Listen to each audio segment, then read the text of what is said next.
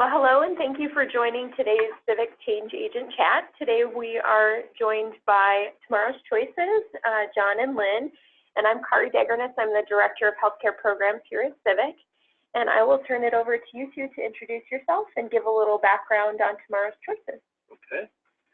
Do you want to start, Lynn? I'll start and then let you fill in. Okay. I am a hospice nurse, retired, and I was the president of the board of Tomorrow's Choices up until last week when John was elected president, and I am now the secretary. We're a very small organization and everybody has a job. I have worked with dying people with hospice and as a volunteer since retiring, and I just wanted to get a step ahead of the curve and be not right at the end of life, but planning for that. So I've been working with Tomorrow's Choices for the last several years, trying to get people to write advance directives. Yeah, in fact, Lynn was one of the founders of Tomorrow's Choices. I'm a more newcomer. Okay. I've been on the board for 5 years now, I think. Okay, like that. Yeah. Okay. So I'm John Lobitz. I'm a retired physician, and in my retirement, I've been involved with end-of-life healthcare planning. Been on some boards about palliative care, and now on Tomorrow's Choices, which is my real passion to get people to complete their advance directives, document them, and equally as important, talk to their loved ones, healthcare providers about what they say. Tomorrow's Choices is a Colorado 501c3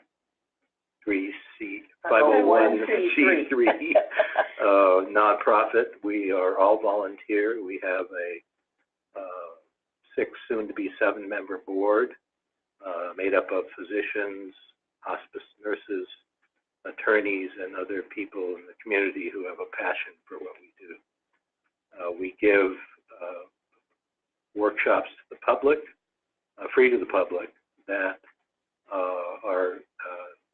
we have a full workshop. It's a 2-hour workshop and a more condensed 1-hour version.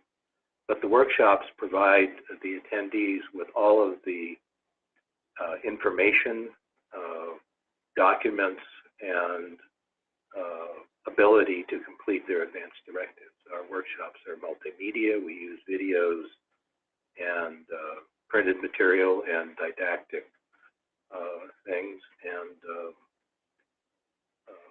we give them at churches. Yeah.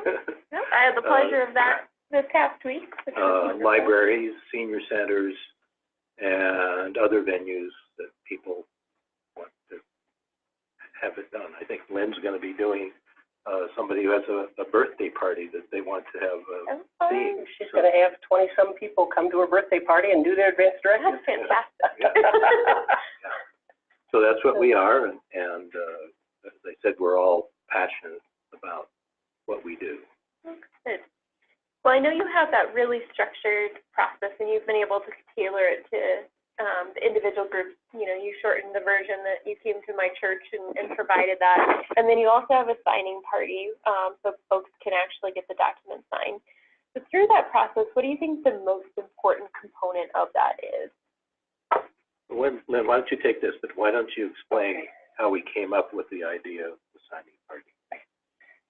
We were finding that people who had taken the workshop were basically taking the paperwork home and putting it in a drawer, and it wasn't getting finished.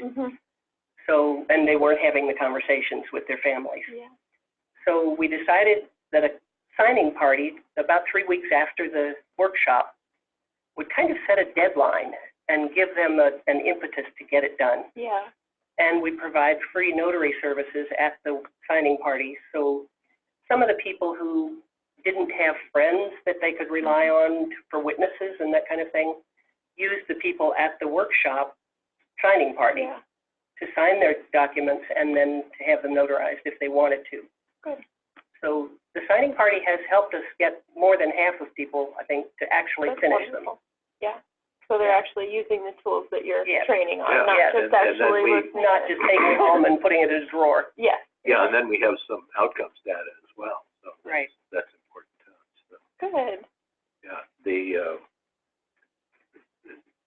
Lynn mentioned notary services. We do notarize for free for people who come to the signing party if they want to. In Colorado, you don't have to have your advance directives notarized, but a lot of people want them to be. Yeah, especially for that interstate. Yeah. Yes, if they travel a lot, it's a Yeah. good idea to have them notarized. Oh, good. And then other things that we have incorporated is that when the workshop is critiqued by people who come to it, we take those evaluations and look through them and see if there's anything that we need to look at and do something with the workshop. And we've had a lot of things come up that have been very helpful, Good. and we tweak the workshop all the time. Yeah. Yeah, this is sort of a quality improvement ongoing Yeah. Right. Very kind of organic project. process. Yeah. And we recently have found out that there are new EMS protocols, including advanced directives, and have incorporated them into our workshop now. So there are things that we find out about online or otherwise, or from other people. We also have found that when we have somebody on the site where we're going to do the workshop in a library or something like that, having somebody who is really good at talking to people and getting them to come. Yep. Some of the libraries have just put notices up, and that doesn't seem to do very much. But when the person in charge of adult education at the library or the church or whatever says, you need to come, more people come. Oh, good. Yeah, we need people who are passionate about it and are go-getters, you know. And it really works if those people are on board. Yeah. And makes our workshops much more successful because there are many more people than attend. Yeah. Well, I tried to get the word out, and we had a pretty good turnout on We Sunday. did. So It was great. Very that was much. really wonderful to get that experience. So, Yeah. well, you've both been in the clinician space and somewhat of a provider of services. And how has that shaped how you have these conversations, or throughout your career, how you've developed tactics to address advanced care planning? Well, for me, first of all,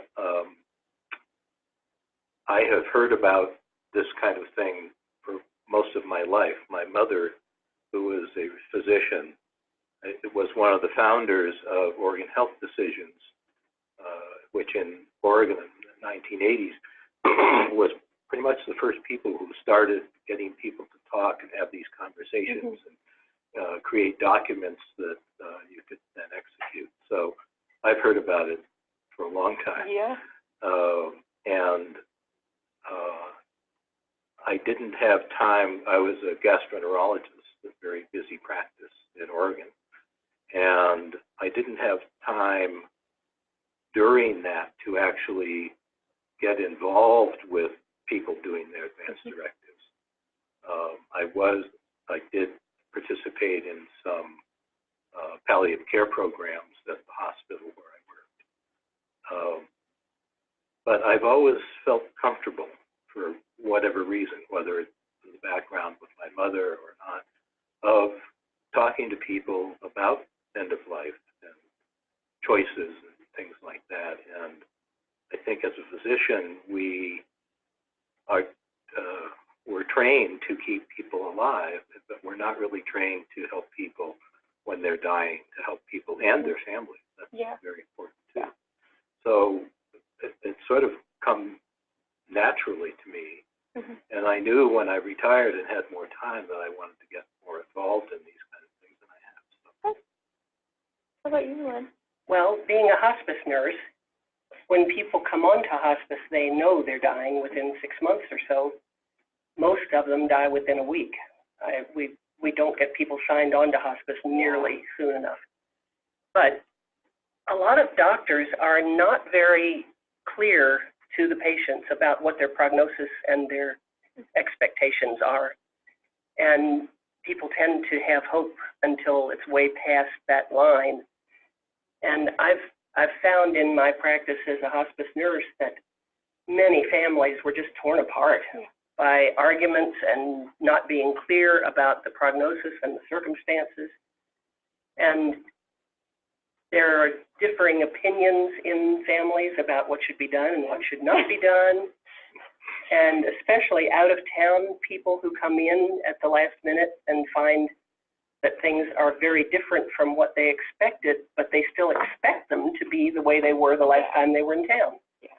So it's really hard to get families working on a good, cohesive basis. Yep. And as an RN, it was my job, along with the social worker and the chaplain at the hospice, to get the family to accept the reality of the situation. And then working from there to be able to get everybody to talk. Mm-hmm. And it was sometimes very difficult, and sometimes we didn't succeed. Usually the patient knew what was happening, but hadn't talked to anybody about it. Yeah. And it was very hard. So that brought me to Those thinking I want to step up a step from that to getting people to think about it before it happens.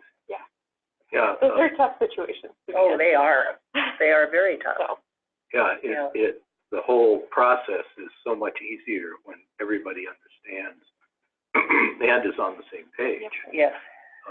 Unfortunately, there are more dysfunctional families than there are functional families, and so that's not always the case. Yeah. I've been privy to both. Yeah. Both personally and professionally.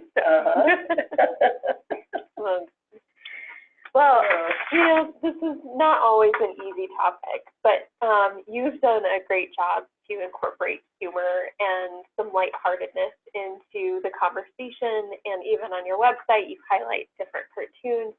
How do you think that helps people engage in the conversation, and why have you done that? In my work as a hospice nurse, I found that if I could get a family laughing together in some way or another, they were a lot more willing to talk to each other. So when I started seeing cartoons in the newspapers and magazines about death and dying, even though they didn't address it directly, I started cutting them out and putting them into the workshop. And the response was that people, the first one comes up and people kind of go, what's this? And then after 2 or 3 of them come up, they're laughing. Yeah. And it really does make a difference in the way that they accept the workshop. And like I said before, we have suggestions from people who are at the workshops on their evaluation sheet. And one of the suggestions was that we put the cartoons on the website. Well, good. So we did. Well, I think that's very important, and It is. Yeah. it's good to have a little fun, even though it might not be the best, Right. most enjoyable topic, but Yeah. You know, and Yeah. along that line, I mentioned how I thought it was important not only to complete your advanced directives, but to have the conversation. And when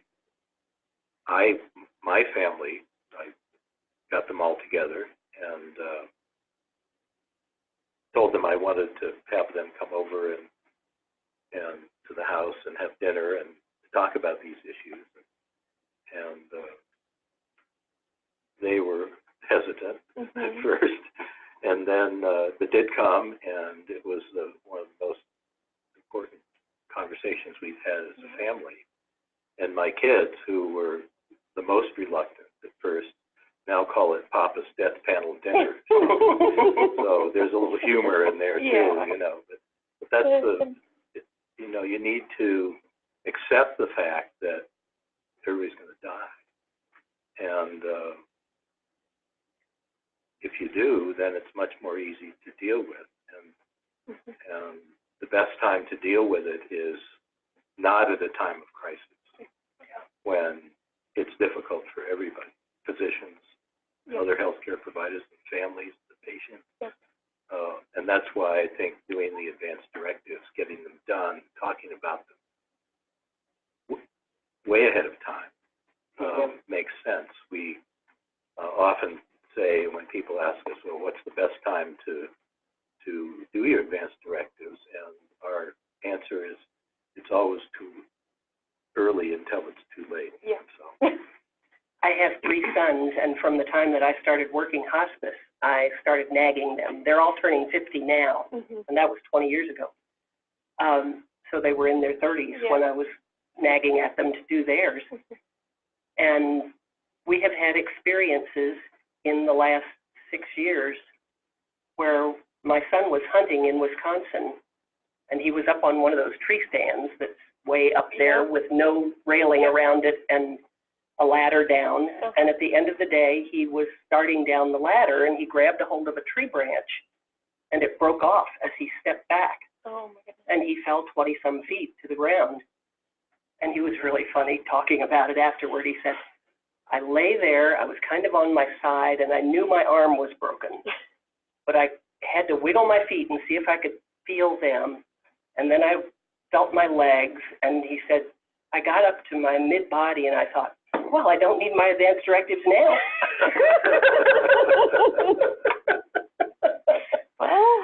But he had them in case it had been a fall where he had been totally paralyzed or something. He appreciated the nagging at that point. Oh, yes. Well, there are a couple of other experiences we've had from people in the workshop.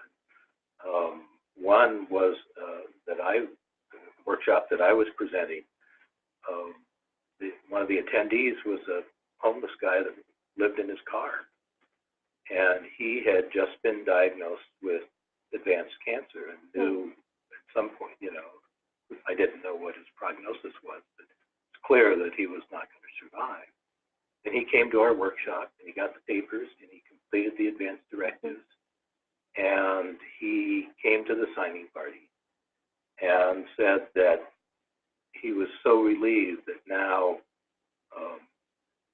people in his life, families who I think were not very close to him, knew what he wanted. Wow. That was pretty powerful. That's huge. Yeah. And then I have the story about a lady who came to a workshop that I gave a couple of years ago. Her husband had not done anything. She hadn't either. And he had a severe stroke, and he was unconscious. They put him on a ventilator. They put him on feeding tube, all that kind of, everything. Yeah. And she could not let go of him. She kept thinking that he would wake up, that something would happen. The doctors kept telling her there is no brain activity. Yeah. She kept him on those machines for 7 years. And that, then she said, I just wish he had written something because I felt so bad about keeping them on them, but I didn't dare take him off. Yeah. It was. Well, it's tough. And it is. It is. The whole point is to have the conversation before those situations come up. So. Well, you also had. Well, and I had another one where the lady called me up a week or two later after the workshop and said that she and her husband had been at the workshop, that they had filled out everything, and that he had had a stroke, a major stroke, and she knew that he did not want to be resuscitated and did not want to be kept alive in that condition. So she did what he wanted, and she felt like she had been empowered to do what he wanted and make that decision without feeling guilty about it. And she, prior to the workshop, had no idea what had no idea. They had never talked about it. Wow.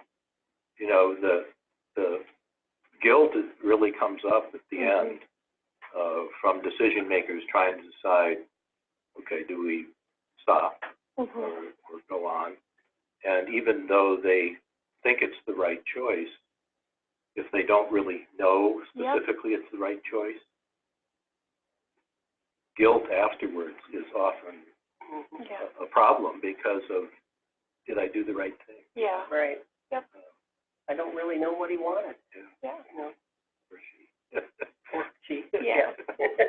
You guys live longer than men do. So. Yeah, we tend to. Well, there's lots of opportunities to start the conversation, and one initiative that has risen is National Decisions Day, which is actually coming up on April 16th. And for those who don't know, this is one of the initiatives to really get people talking and educating around making the decisions, starting the conversations and things like that. And so I know a lot of organizations throughout the nation and Colorado, hospitals, healthcare systems, things like that are having certain initiatives. So are you doing anything specific for National Decision Day? Well, first of all, I think it's interesting that it always comes right after tax day because we only two things that are certain are death and taxes. But yeah, we've had discussions at our board meetings about how are we going to participate. We have volunteered in the past with other projects, but we have thought about doing a series of workshops that week, and that was kind of Lynn's idea, actually. Yeah. We do that. So now we got to get people who want to workshop. Yeah. Yes. But well, I know we're going to continue to have those conversations too with the advanced care planning work. I think you mentioned there might be some opportunity to do something specific. Yep. That would be great. Yeah. The other thing that I'm working on as the new secretary is I have put in a request today to a local newspaper if they would like to have an article about end-of-life choices. The Littleton or Columbine Independent is the little newspaper that's out in my area. And I'm going to look at some others too. We have people that live kind of all over town, so we can look at each area. But we're going to ask if we can put an article in the newsletters, and hopefully we'll have workshops all lined up so that we can say, and you can come to this workshop. Good. So hopefully that'll be a part of it. And I think we're also open to involvement in other projects that other people come up with. Oh, good. Yeah. That's exciting. Well, other than those events and, understanding what's coming up, how do people get more information about what events you have, most current information, things like that? How would they find out if they want to get more involved? They're all on our website. We have upcoming workshops listed on our website. A lot of the publicity we get is through the website, and we can track people who make hits on our website. We don't always know what that means. But a lot of the way we get workshops is word of mouth. We do have a place on our website that says if you want to have a workshop, push this button, click here, and that gets them to us. But more often it's people who've heard about our workshops or been to our workshops, or venues where we've had a very successful workshop, they want us to do it again. Or they tell others, like the Denver Library System, somebody who's had a successful workshop will tell other librarians about it, and then they'll call us. Wonderful. Yeah. Okay. And another thing that we have done, we said we were changing the workshop all the time. It's basically a 2-hour workshop, and that gives us time to really go through all the details. Yep.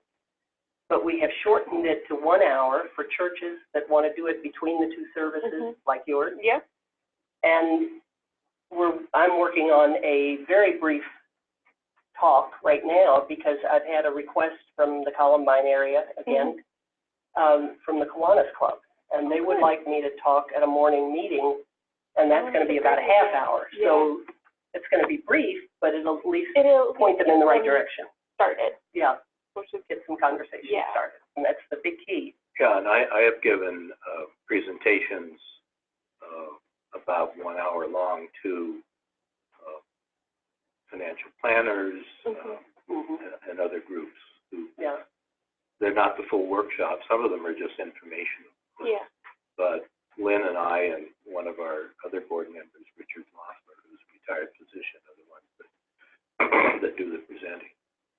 But we all take each other's ideas and sort of massage them. Yeah.